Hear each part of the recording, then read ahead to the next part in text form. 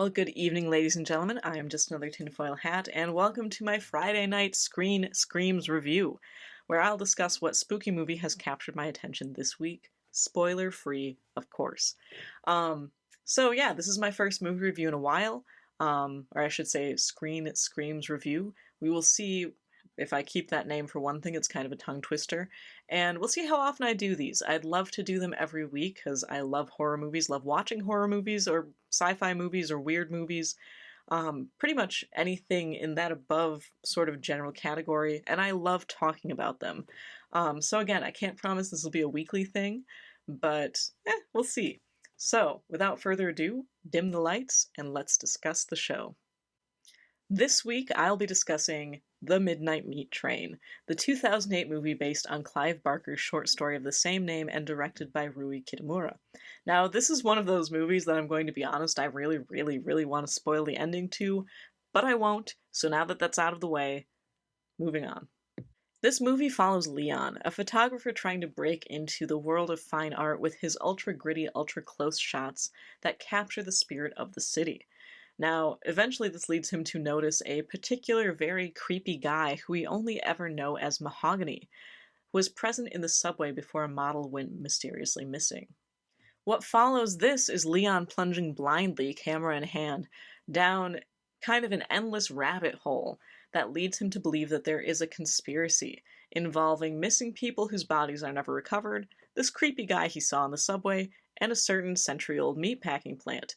If, the combination of those things sounds something like Midnight Meat Train, you are on the right track. No pun intended. An extremely brutally, graphically violent movie with an almost, glossy stylization. I personally really enjoyed this one.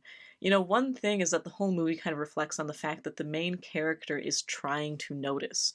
He's trying to anticipate this secret, kind of seedy underground that most people try to avoid in their daily lives. And this is what kind of drags him into horrors beyond anything he could ever expect or anticipate. And that's something that I think, a lot of really good horror has to rely on is kind of how do normal people come into contact with the monstrosity, with the horror, with the terror.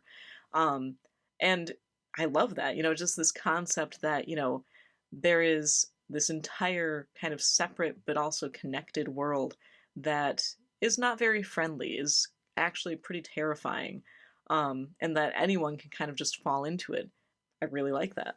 And I mean, the following descent into paranoia that the main character in this experiences, I mean, it's nearly Lovecraftian, including the kind of veritable infection of his life and the lives of those around him. It makes it a truly harrowing movie. And there's also, in my opinion, this really hilarious scene with Ted Raimi, that I mean, that's just a little extra reason why to watch this film. Well, if you've seen this movie, feel free to offer your opinion in the comments below, and if you haven't, and if you don't mind graphic, almost cartoonish displays of blood and violence, go ahead and give it a watch. I will say, for as much as I enjoyed it, my sister, who I watched it with, and also the illustrator for my book, really hated it, so, there's that. Penny for their thoughts, I guess. So anyway, if you like listening to people talk about movies and talk around spoilers to said movies, and also too, if you like the paranormal and especially high strangeness, go ahead and subscribe to my channel.